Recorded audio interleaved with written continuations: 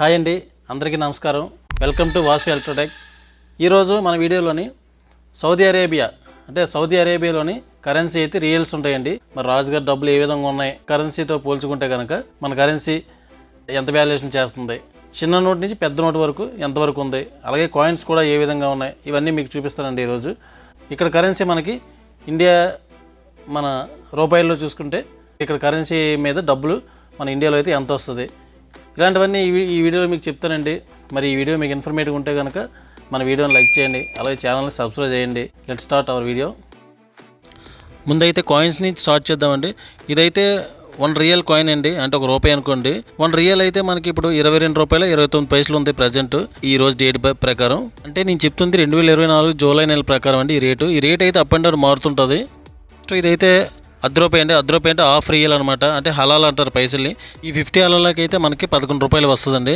Next పావలా అండి. పావలా అయితే 25 పైసలు, అంటే మనం అయితే 25 పైసలు అంటాం. ఇక్కడ 25 హలాలా అంటారు. 25 హలాలకి అయితే మనకి 5.5 వస్తుందండి. ఇంకా 2 రియల్ కాయిన్ కూడా ఉందండి. అయితే ఈ కాయిన్లు ఇప్పుడు తిరిగేసి చూద్దాం. అంటే 1 రియల్ ఇది ఏంచి 50 హలాల తర్వాత 25 హలాల్ అనమాట, అంటే పావలా. నెక్స్ట్ ₹2 కూడా ఉంది, ప్రజెంట్ నా జోబులో లేదు, ఇప్పుడు నేను డౌన్లోడ్ అయితే చేశాను చూడండి. ఇది 2 రియల్స్ అనమాట, అంటే ₹44 అయితే ప్రజెంట్ వస్తుందండి. అంటే చిల్లర డబ్బులు ఏం లెక్కేయట్లేదు. ఇవన్నీ 5 పైసలు 10 పైసలు కాయిన్స్ అన్నీ ఉన్నాయండి, కానీ నడవడికైతే ఎక్కువ నీ చూపించిన 4 నడుస్తాయి. మన దగ్గర కూడా ఇప్పుడు 5 పైసలు 10 పైసలు ఇవన్నీ కూడా పావలా ఇవన్నీ చెల్లట్లేదు కదండి, ఎందుకంటే వాల్యూ అనేది పడిపోయింది అనమాట. అంత వాల్యూకి వస్తువు ఏమి రావట్లేదు. అలాగేనమాట ఇక్కడ కూడా. నెక్స్ట్ 1 రియల్ అండి. ఇది 1 రియల్ అంటే ₹1 అనుకోండి. అంటే 1 రియల్ అనేది కాయిన్ ఉంది, అలాగే నోటు కూడా ఉందన్నమాట. బిల్డింగ్లో ఒకటి ఉంది కదండి, అదైతే సౌదీ అరేబియా మానిటరీ ఏజెన్సీ అనమాట. అంటే మనకి RBI reserve bank of India ఎలా ఉందో అలాగే సౌదీ అరేబియాలో ఇక్కడ ఎలా ఉంటుంది అనమాట. అయితే మనకి ₹22 వస్తుందండి, చెప్పాను కదా. నోటు తిప్పితే ఈ విధంగా ఉందండి. రాజుగారి ఫోటో అయితే ఉంది. 1 రియల్ తర్వాత నెక్స్ట్ అయితే 5 రియల్ అండి. 5 అంటే 5 కదా, తెలుసు కదా మీకు. అక్కడ 0 చూడండి, రాజుగారి పక్కన 0 ఉంది. 0 కాదండి, అదే నెంబర్ 5 అనమాట. వాళ్ళ భాషలో 5 అలా ఉంటుంది. రియల్స్ అంటే మనకి ₹110 వస్తాయండి. ₹110 ప్రజెంట్ అయితే వస్తుంది. ఇప్పుడైతే నోట్ తిప్పి చూద్దామండి. చూసారా, నోట్ తిప్పితే బాగుందండి, మంచి కలర్ఫుల్గా ఉన్నాయి నోట్లు అయితే మాత్రం. పువ్వులు అవి ఉన్నాయండి. ఇంతకుముందు పంట కూడా పండించేవారు కదా, ఇవన్నీ కూడా ఇప్పుడు చేయట్లేదు. ఇంతకుముందు పంట కూడా పండించేవారట ఇక్కడ. అయినా ఇప్పుడు పంట పండించే అవసరం కూడా ఏం లేదండి వీళ్ళకి, ఎందుకంటే మన కిందన భూమిలో డ్రిల్లింగ్ చేయగానే కురుడాయిలు అయితే పడుతుంది కాబట్టి హ్యాపీగా కురుడాయిలు అమ్ముకొని కాయగూరలు బియ్యం అన్నీ కూడా మన దేశం నుంచి, అంటే ఇతర దేశాల నుంచి ఇంపోర్ట్ చేసుకుంటున్నారు అనమాట. 5 రియల్స్ అయితే 2 రకాలు ఉన్నాయండి. అంటే ఒకటి మామూలు పేపర్లో ఉంటుంది, మనలాగా మన దేశంలో ఉన్నట్టుగా పేపర్లా ఉంటుంది. రెండోది ఏమొచ్చి PVC అంటే ప్లాస్టిక్ పేపరు, అంటే చాలా స్మూత్గా ఉంటుంది. అయితే చాలా బాగా నచ్చిందండి నాకు, చాలా స్మూత్గా ఉంది, మంచి కలర్ఫుల్గా కూడా ఉంది. ఇది కూడా మడత పెట్టినా కానీ వర్షంలో తడిసినా కానీ ఏట్ అవ్వదు అనమాట. దేశాలు అయితే ఇప్పుడు PVC పేపరే ఎక్కువ తయారు చేస్తున్నాయండి. ఈ విధంగా మడత పెట్టినా చూసారా ఎలా ఉండేది, యాజ్ ఇట్ ఈజ్గా అలా వచ్చేస్తుంది మళ్ళీని. అందుగురించి మీకు రఫ్ అండ్ టఫ్గా అయితే వాడుకోవచ్చండి ఈ నోట్ని మనం. 5 తర్వాత ఏమన్నా 10 రియల్స్ అండి. 10 రియల్స్ అంటే 10 × 22 220 నోట్ అయితే తిప్పుదామండి. ఇప్పుడు నోట్ తిప్పితే ఏ విధంగా ఉందో చూద్దాం. ఇవ్వండి, బిల్డింగ్లు అవి ఉన్నాయి. ఇది నోట్ బాగుందండి. నోట్ ఇది కూడా సౌదీ అరేబియా సిటీ ఏరియాలో ఉంది. నెక్స్ట్ నోట్ అయితే 20 రియల్ అండి. 20 రియల్ అంటే మనకి ₹440 అయితే వస్తుందండి. ఇప్పుడు నోటు మీద కూడా రాజుగారి ఫోటో అయితే ఉంది. సో అలాగే G20 అని ఉందండి. G20 అంటే మీకు తెలుసు కదా, సమిట్స్ అని అంటాం కదా, 20 దేశాలు కలిపి మీటింగ్ అయితే పెట్టుకుంటే. లాస్ట్ టైం మన ఢిల్లీలో జరిగిందండి, మన దేశంలోని మీటింగ్. అలాగే 20 నోటు తిరిగేస్తే కనుక ఈ విధంగా ఉందండి. అంటే ఈ G20లో ఏ దేశాలు ఉన్నాయో ఆ దేశాల తరగతి సింబల్స్ అన్నీ మరి వరల్డ్ మ్యాప్ అయితే పెట్టినట్టున్నారు. నెక్స్ట్ అయితే 50 రియల్స్ అంటే మనకి 1100 దగ్గర వస్తుందండి. మసీద్ బొమ్మ అయితే మనకి ఉందండి. నోటు తిరిగేస్తే రాజుగారు కూడా ఉన్నారండి. రాజుగారి పేరు వచ్చి కింగ్ సల్మాన్ అబ్దుల్లా అనమాట. ఇప్పుడు ఈ రాజుగారి అబ్బాయి గారే మనకి ప్రజెంట్ సౌదీ అరేబియా ప్రధానమంత్రి అండి. పేరేమొచ్చి మహమ్మద్ బిన్ సల్మాన్ ఆజాద్ అనమాట. నెక్స్ట్ 100 రియల్ అండి, అంటే ₹100. మనం ₹100 అంటాం కదా. 100 రియల్ అయితే మనకి 2200 అయితే ఇప్పుడు వస్తుందండి ప్రజెంట్. దీని మీద కూడా రాజుగారి ఫోటో అయితే ఉందండి. నోటు తిరిగేస్తే కనుక ఇవ్వండి, పెద్ద మసీద్ అయితే ఉందండి. ఇది కూడా బాగుందండి, మక్కా మసీదులా ఉంది. ఇప్పుడు 100 నుంచి డైరెక్ట్గా 500 అండి. 500 రియల్స్ అనమాట. 500 రియల్స్ అంటే మనకి 11,000 అయితే ఇండియన్ రూపాయలు అవుతాయి. మక్కా మసీదులా ఉందండి, పెద్ద మసీద్ అయితే ఉంది. నోటుని తిరిగేస్తే రాజుగారి ఫోటో ఉందన్నమాట. బాగుందండి నోటు. మరి సౌదీ తాలూకు లాస్ట్ పెద్ద నోట్ అనమాట.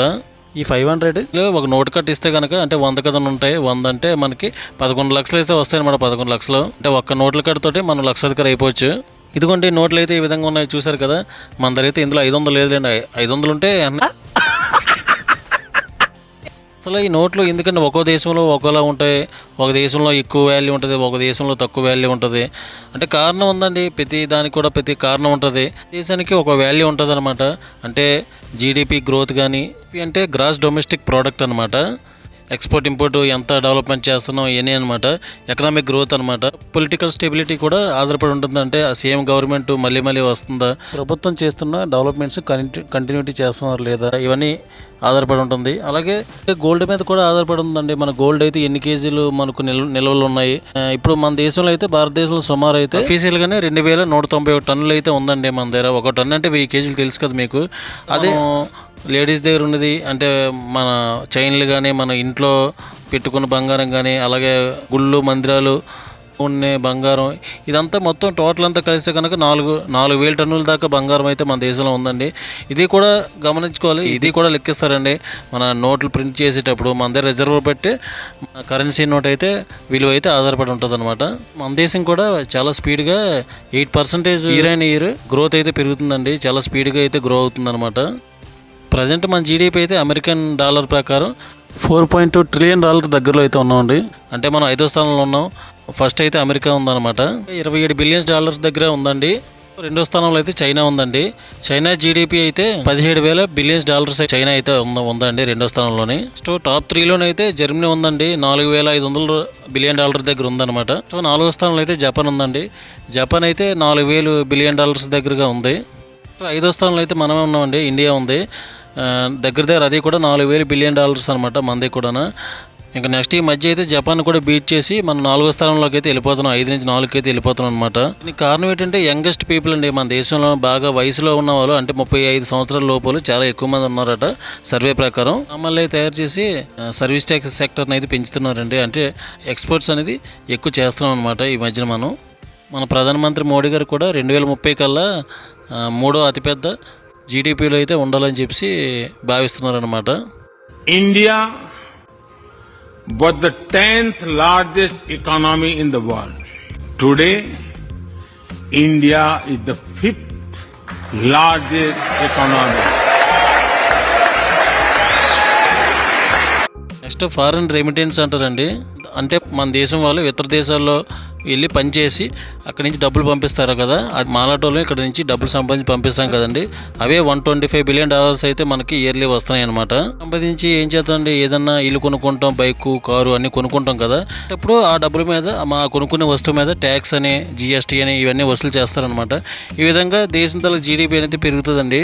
ఏంటంటే కారణాలు మరి ఫారెన్ కరెన్సీ నోట్లు అప్ అండ్ డౌన్, రేట్లు అనేది అప్ అండ్ డౌన్ అవడానికి.